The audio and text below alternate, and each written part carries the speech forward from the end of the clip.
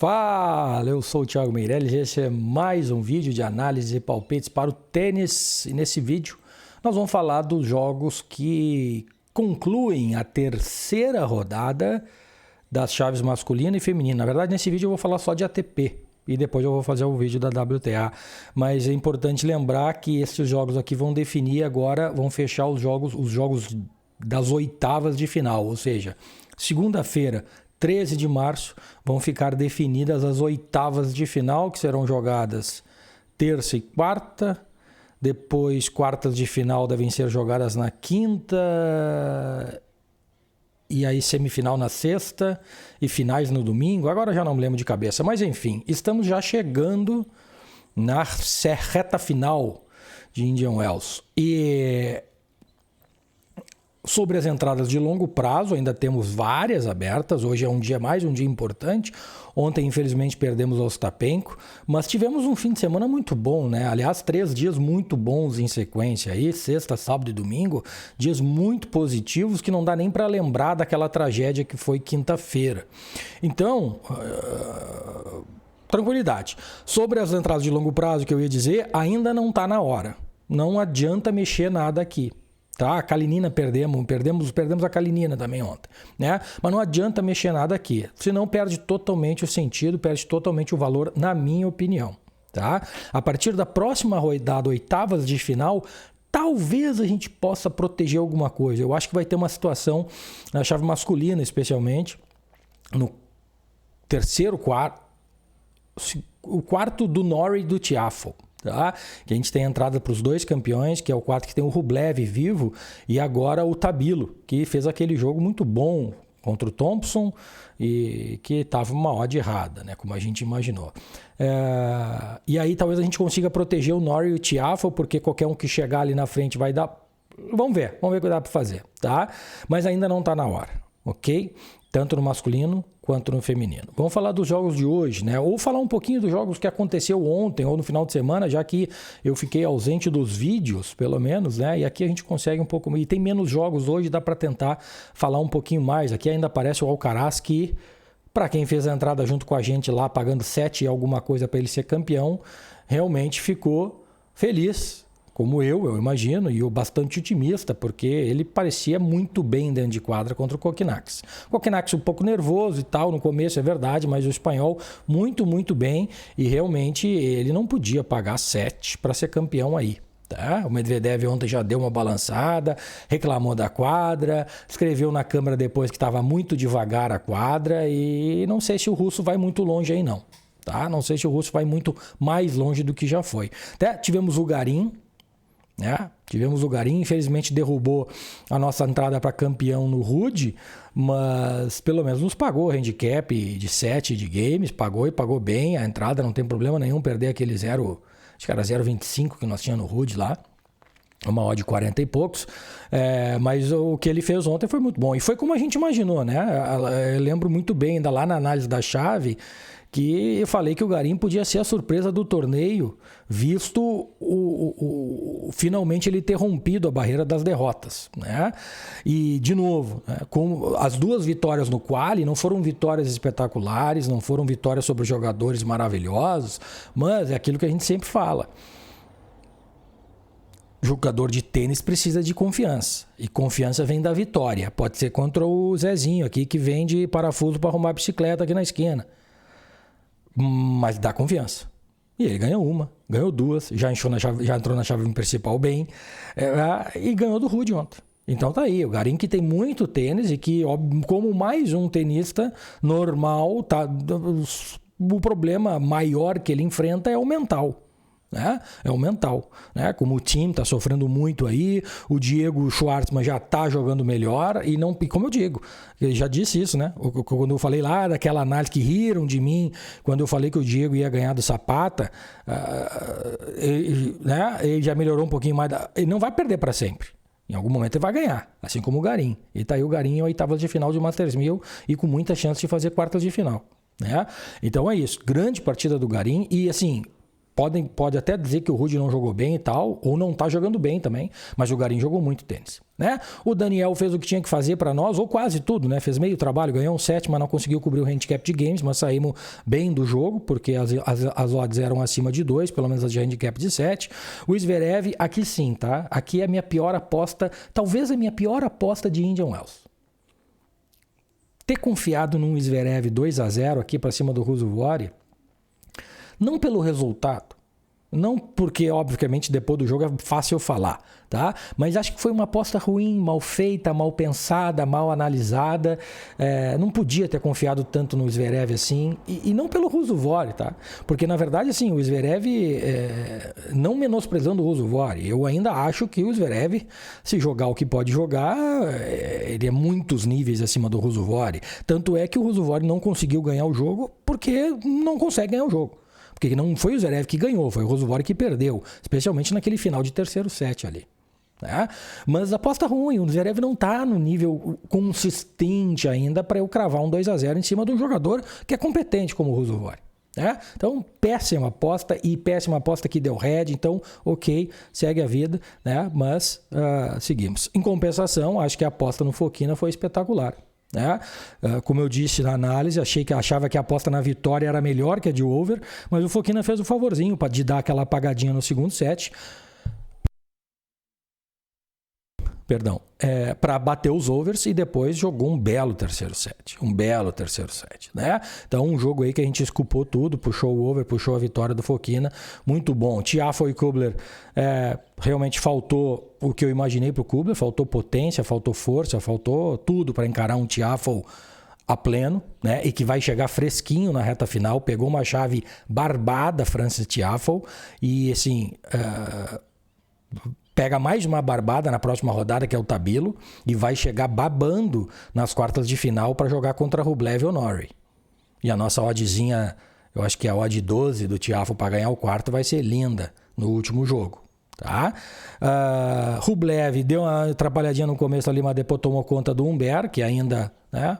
Tá longe do que pode ser, mas mentalmente sempre foi fraco assim, tranquilo. O Medvedev, já comentei um pouco ali, né? Se atrapalhou, mas o Ivashka, olho no Ivashka, porque ele tá cada vez chegando perto daquele nível que ele apresentou lá no US Open, naquele jogo espetacular de 5 sets contra o Sinner. Então, olho no Ivashka, tá?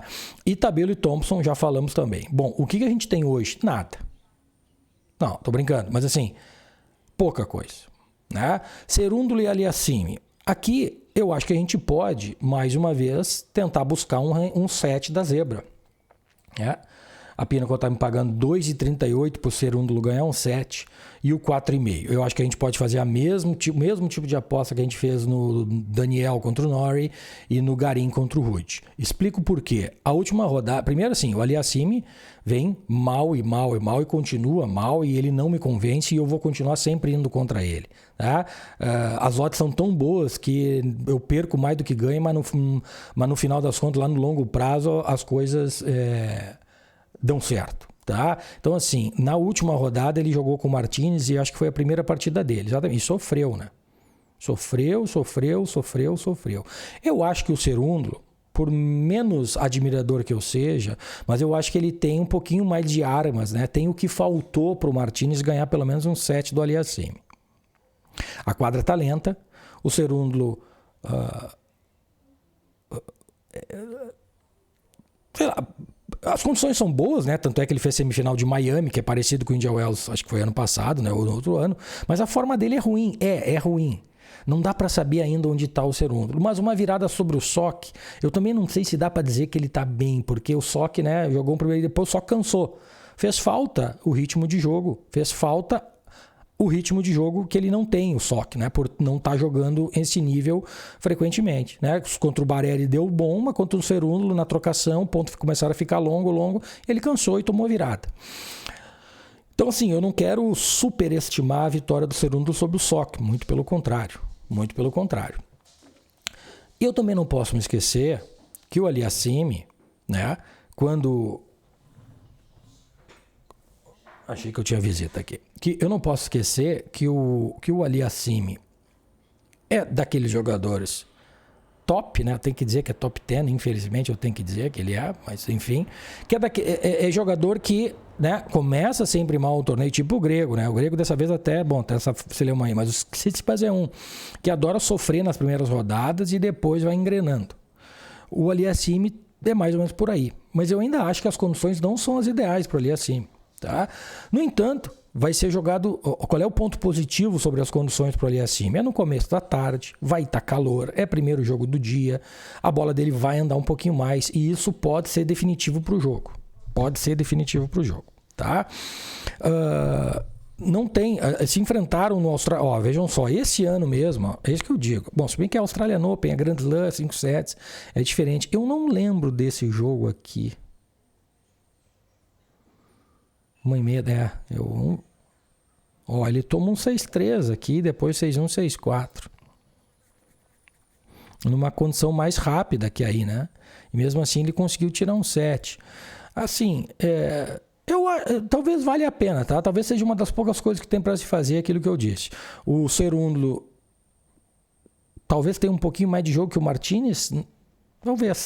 Talvez nesse momento, não sei, também não sei, tá? Eu provavelmente vou fazer alguma coisa, de novo, mesma coisa que ontem, tá? Meia unidade no handicap set, meia unidade no handicap de games, torcer para que bata pelo menos um dos dois, se bater os dois, excelente, se não bater nenhum, perdemos uma unidade, tá tudo certo, tá? Com a gestão feita, tá sempre tudo dentro do controle. Depois a gente tem Hurkacz e Paul, um dos bons jogos do dia, As condições são muito boas para os dois. O Hurkacz, apesar de ser um cara grandão de saque, vive muito do saque, ele é um cara que se movimenta bem do fundo de quadra, apesar da estatura e da envergadura dele. Tá? Tem aquelas pernas meio molenga dele lá e ele é muito bom de fundo de quadra. E tem um detalhe bem importante que a gente notou nas entrevistas dos jogadores, que é o seguinte, e o Medvedev ontem foi mais um, a quadra está super lenta mesmo, especialmente de noite. Não é o caso desse jogo, não vai ser de noite, é no começo do dia. Já vamos falar sobre isso. Mas quando a quadra está muito lenta, assim, os pontos se alongam e o jogador tem dificuldade de dar o winner, uma das táticas possíveis é tu subir a rede para matar o ponto. E aí, para o cara subir a rede e matar o ponto, o cara tem que ter confiança para fazer isso. E aí a confiança vem de ele saber que é um bom voleador. E nesse caso os dois são. Então, também é uma característica boa para os dois. Oi, meu amor. Eu já tô pronta. Tá, o pai já vai terminar aqui e a gente vai, tá? Falta bem pouquinho. Pode continuar vendo lá o teu desenhozinho e daí a gente já vai, tá? Eu já tô pronta. Eu acabei de terminar de escovar o dente. Tá bom. O pai já vai, tá? Tá cansada da escada? Tá. Eu subi 3. Vai devagarinho lá e o pai já vai, tá? Tá. Ops. Sai no preto ou no branco? A gente vai no... Perdão, acho que eu esqueci de dar o pause na primeira interrupção, mas enfim, né? Um diálogo com a filha aí, com a filhota de 6 anos que tá pronta para ir para a escola. Vamos lá. Então, voltando a Hurkacz e Paul, estava falando da qualidade deles de definir ponto na rede. Então, os dois, né, vão bem. E aí o seguinte, a condição um pouco mais rápida, ela talvez favoreça um pouco mais rápida com relação à própria Indian Wells, porque vai ser jogado no começo do dia com sol, mais calor, fica um pouquinho mais rápido. Talvez favoreça um pouco mais o Paul, porque a bola dele vai andar um pouquinho mais e aí ajude. Eu não sei muito aqui também, assim. Eu acho que aí eu acho que ele consegue dar mais, definir mais os pontos. A bola dele anda um pouquinho mais, o saque dele melhorou. Eu não sei, é jogo duro, tá? Eu não consigo fazer um ponto a favor do Paul aqui. Eu acho que essa odd está um pouquinho acima, tá? Eu acho que essa odd deveria ser 1,90 e poucos. Não tem jogo masculino nessa odd, mas eu acho que deveria ser meio a meio isso aqui. Tá? Eu acho que tem um pouquinho de valor no Paul, mas eu não estou muito preocupado em fazer entrada no jogo, porque a gente tem a entrada de longo prazo para o Paul ganhar o quarto a 10. Eu não acho que ele vai ganhar, porque a entrada no Paul, assim como a entrada no Murray a 20 e poucos para ganhar o quarto, foram uma possível... para aproveitar uma possível lesão do Alcaraz, se ele não voltasse bem. Como o Alcaraz aparentemente está bem, ou pelo menos jogou muito bem a primeira partida, eu não estou muito preocupado com a entrada do Paul e do Hurkacz, porque eu acho que do Alcaraz vai pagar bastante coisa, tá? De qualquer maneira, eu não preciso forçar muito a barra aqui assim, tá? Acho que tende a ser um jogo over, tá? Não... Mas né, 22,5, 1,826, eu não sei se tem muito valor isso aqui. Tá? Porque como a quadra tá lenta, assim, até ontem teve bastante overs, né? Mas até o dia de ontem, ó, se vocês olharem, ó, até o dia de ontem até teve 1, 2, 3, 4, né? 4 jogos dos 4 jogos de 3 sets, né? Esse Tabilo e Thompson deve ter batido a linha de over, acho que estava 20, não sei se estava 21, mas aqui não bateu e aqui também não bateu. E o Garim até não bateu 3 sets, mas bateu over. Mas os outros dias vinha sendo bem under, olha aqui, ó. Só 2 jogos, 5 sets, 3 sets, ó. Só 2 jogos, o do Shelton e o do Sock com o Goiás, né? E olha aqui também, ó, só 1, 2, 3, 4. Isso aqui foi do outro dia ainda, num universo aí de 4, 8, 10, 15 jogos quase. 14 jogos, né? Então, assim, não tá vindo muito over. Apesar dos jogos bons e tal, a quadra realmente está lenta. Então, não me atrai muito aqui. Bom, 9 fora, eu acho que a odd do Paul tem um pouco de valor. Tá? E vou torcer muito para ele, porque eu tenho uma entrada e porque eu gosto do tênis dele. Tá? E acho que evoluiu muito aí, era para ter sido campeão talvez, campeão não, era para provavelmente ter feito a final contra o... Não, foi final, né? Perdeu a final para o de Minaur semana passada em Acapulco, talvez aquela maratona contra o Fritz tenha pesado, né? Tenha pesado na hora de fazer a final, mas enfim, tá? O meu palpite aqui é Paul. Mas não vou fazer, eu particularmente não vou fazer a aposta pré, porque eu já falei. Wawrinka e Rune, outro jogaço. O mercado até diminuiu um pouco essa odd aqui. Eu, diferente do mercado, acho que o Wawrinka tem chances e muitas de incomodar bastante o Rune. Eu acho que o Rune ainda não foi testado no torneio. Eu acho que o Wawrinka, apesar do Kekmanovic não estar numa grande forma, é um teste relativamente bom para o Wawrinka. E ele mostrou tá muito bem.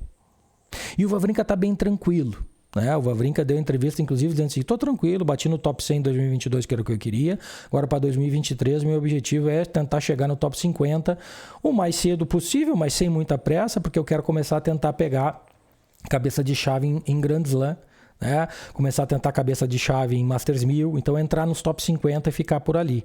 Tá? Então, o cara com 37 anos, já tá né? Multicampeão de Grand Slam, cara, um cara que joga muito tênis e tá jogando muito tênis. Claro, o Rune também está. Ontem a gente estava tendo uma discussão interessante que era o seguinte: do talento do Rune ninguém duvida mais, é óbvio, né? O Rune, o problema dele é o mental, e o Rune me lembra muito o mental do Shapovalov. Que é o quê? É muito alto e baixo dentro da partida. Em um game, em um ponto, ele tá vibrando e tá... E vamos, e vai, pega aquela toalha e vibra. Cara, basta 2 erros dele e ele tá xingando a mãe no box, dizendo que o pai é um quebrado, falando pro técnico ir embora, no mesmo jogo. Exatamente como fez o Shapovalov contra o Humbert na rodada anterior, como o Shapovalov faz muito, e como o próprio Rune já fez várias vezes. Eu não estou dizendo que isso vai fazer ele perder para o Wawrinka, tá? Eu só estou dizendo que essa é a personalidade, esse é o perfil do jogador que eu estou montando do Rune aqui na minha cabeça com o passar do tempo. E a gente precisa ter cuidado com isso, especialmente nesse jogo. Por quê? Porque eu não sei se vocês lembram, mas ano passado teve uma treta entre o Wawrinka e o Rune, justamente no jogo que eles se enfrentaram lá em Paris, que inclusive foi o começo da arrancada do Rune, né? Que foi ser campeão daquele Masters 1000 ganhando o Djoko na final. Mas o Wawrinka teve match point para ganhar aquele jogo, o Rune salvou, e no final o Wawrinka apertou a mão e disse aquelas bobagens pro Rune, dizendo: tu tem que ser mais homem dentro de quadra, tu tá muito moleque, não sei o que, papapá. Bom, O que é aquela treta lá em 2022, outubro de 2022, vai refletir no jogo de hoje? O que eu não sei. O que vai eu não sei, mas o que pode eu sei. Pode trazer um Rune com a faca nos dentes para fazer o Wawrinka engolir as palavras dele de novo. E pode o Wawrinka também vir com alguma tática diferente, ou não, porque ele teve até match point lá em Paris, para tentar calar a boca do menino de novo. Do tipo, viu? Rateou comigo de novo, te ganhei. Me respeita que eu sou campeão de slam. Então isso pode tornar o jogo meio emotivo demais. E eu não sei se o emotivo demais é melhor pro Wawrinka ou pro Rune. Eu acho que para nenhum dos dois. Tá? Condições da partida. Vai ser no segundo lote de jogos ali. A quadra ainda vai estar rápida.